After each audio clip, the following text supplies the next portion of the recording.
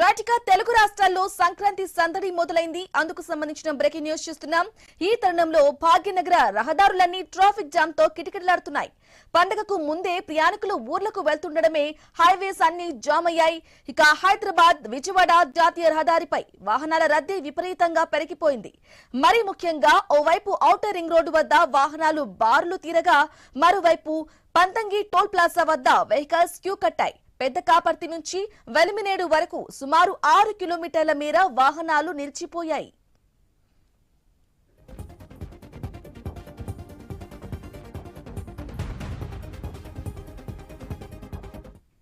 ఇక సంక్రాంతి సెలవుల నేపథ్యంలో ఒక్కరోజు సుమారు 65,000 వెహికల్స్ ఆ మార్గంలో పరుగులు పెట్టాయి.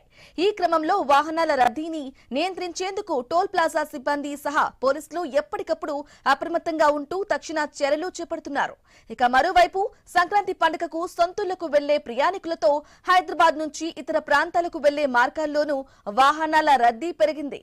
ఇతర ప్రాంతాల నుంచి హైదరాబాద్ కు వచ్చే వాహనాలతో కీసరా టోల్ ప్లాజా కిటకిటలాడుతోంది.